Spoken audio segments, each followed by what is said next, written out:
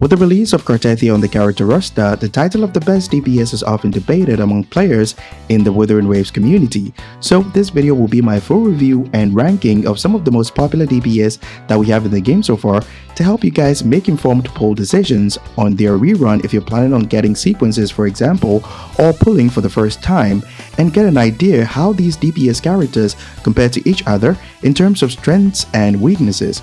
But before we get into the rankings and review, we need to first understand the factors that makes a DPS character worthy of being considered as one of the best in Wuthering Waves, and these factors are also ranked as follows based on how important they can be, including damage potential, which is the insane numbers that they can do during their field time, contribution, which is what they can provide in their kit that can potentially increase the overall DPS of the entire team, ease of playstyle, which is how simple and straightforward the DPS character is to use, flexibility, which is how affordable the character can be if you cannot get their signature weapon, and how easy it can be to pair them with their non-best in slot teammates. Lastly, we have AoE potential.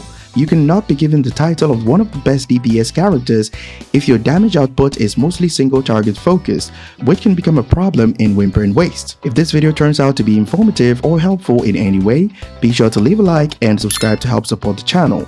Starting off at number 6, we have Camellia, who is one of my personal favorite DPS characters in the game, but I had to put her in 6th place due to the following reasons. Her kit does not contribute anything to the entire team, and her damage potential is on the lower side compared to more recent units released from version 2.0. She's less mobile during her field time for doing damage because Blossom mode puts a restriction on her movement, which can be a huge problem when you're up against high mobility targets like Thundering and Tempest methods in endgame content. Her unique gameplay mechanic of building concerto energy by consuming her Forte stacks, which she can get after an intro skill, in order to use her powerful Forte skill can be complicated and may not be for everyone. Ideally, you need to consume a portion of the Forte stacks after the first intro skill from your healing buffer, and then consume the rest after an intro skill from your sub DPS buffer like Sanwa or Rocha, for example, so that you can do high damage from her Forte skill and the spinning basic attacks from Blossom mode, which gets buffed based on the amount of stacks that you initially consumed. But we cannot ignore the fact that her AoE for doing damage is quite incredible against low mobility targets, and she's one of the best free-to-play units in the entire game because Sanwa is a free unit that every player has access to. Her playstyle also has a good synergy with Emerald of Genesis due to how she can use her skill twice to enter and exit Blossom mode. At 5th place, we have Jinxie. She does not provide any contribution to the entire team, and her damage potential is on the lower side compared to units released from version 2.0. Her AoE for doing damage is quite decent, but it's more of a new type playstyle, so she's not really good in Wuthering Waves unless you pair her with another DPS for more consistent damage output. While she does have good free-to-play teammates like Taochi and Yuanwu, her free-to-play weapon options is a bit of a mess because Lustrous Razor's passive buffs Liberation instead of Resonance skill damage. The attack substat doesn't help either because your top priority is to get a crit substat on all weapons that you use on your DPS characters, unless 4-4-1-1-1 Echo Formation is a viable option to get decent crit ratios. She has one of the fastest field times in the entire game, which can look like a good thing because you're spending less time to do huge amounts of burst damage from her Forte skill and Liberation, but this can become an issue. DPS units that spend moderate amount of time to do damage provides additional benefits for other teammates in terms of resonance energy regeneration, so it becomes easier to use your teammates' Liberation every rotation. But Jinxie's ultra short field time does not only reduce her resonance energy acquisition for the entire team, but makes your teammates encounter Liberation cooldown issues as well. So mostly you have to smack the enemy a few times with your other teammates in the subsequent rotations after Jinxie is done doing damage to regenerate resonance energy and wait for their Liberation to come off cooldown. While Jinxie's playstyle may be simple and straightforward, it does make the playstyle of her teammates a bit more complicated from a smooth rotation perspective.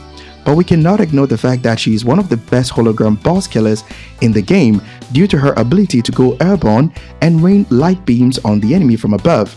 This can be quite useful if you're not interested in learning the hologram's attack patterns and you want to clear it as easy as possible. At 4th place we have Carlotta, one of the strongest and the most brain-dead characters in the entire game because she's just that easy to play with. Her team building options are also quite forgiving because you can easily get away with Tao Chi as an easily accessible sub-DPS buffer if you don't have access to Zheji.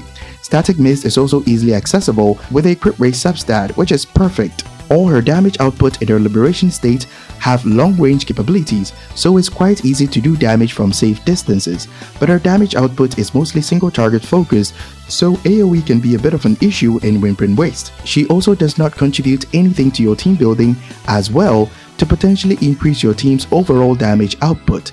Now let's get to the big 3. At 3rd place we have Zani. I was quite tempted to put her at 2nd place, but before Zani mains start throwing hands in the comment section, allow me to explain further. Zani's damage output and AoE potential is quite insane. She also gets a significant damage boost from Phoebe's Ultra skill, which amplifies Spectral Frazzle damage by 100%.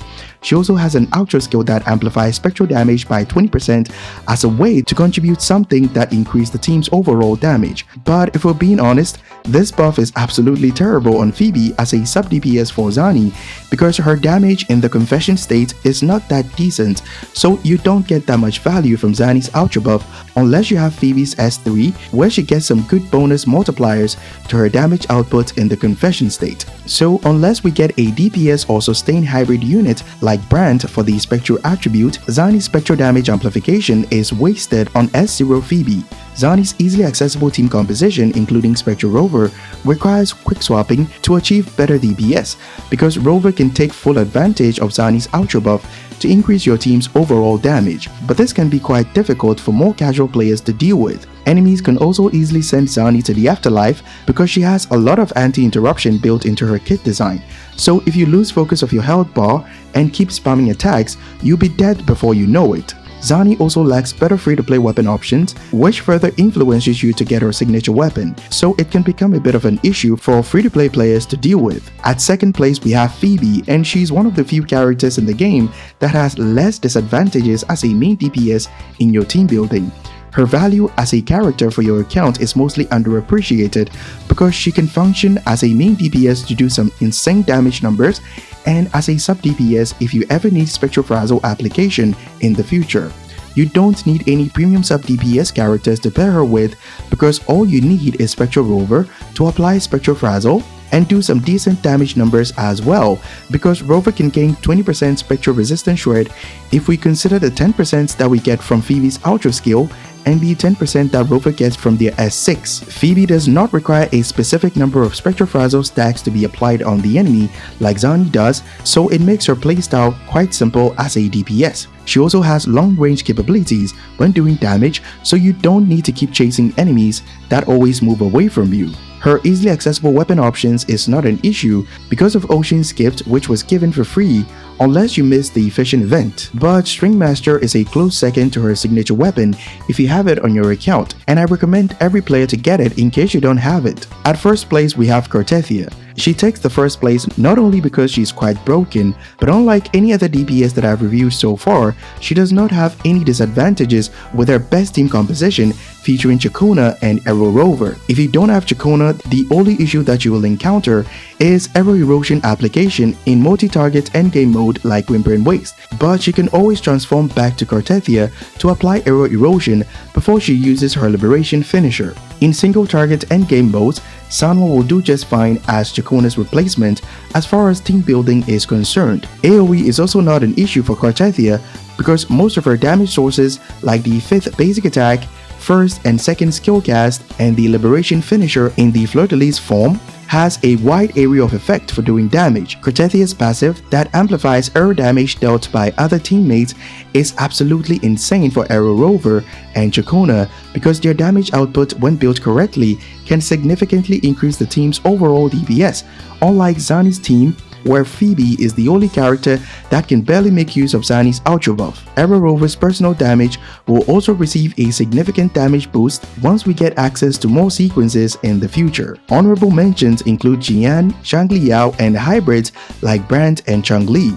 But to be honest, Jian and Zhang Liao started to fall off when the middle tower stopped providing damage buffs that are more universal for a majority of DPS characters that we have in the game so far. However, they won't have any issues in the left and right side of the tower regardless of the buffs provided. The issue with hybrids like Brand and Chun-Li is that you need to form a premium team composition with Lupa for everyone to reach their maximum damage potential, which can be quite expensive.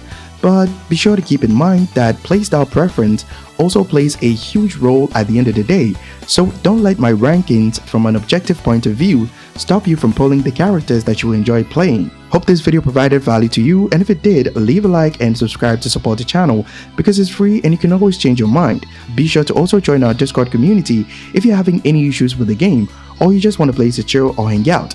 Link will be in the pinned comment below. Catch you guys in the next one. Bye bye.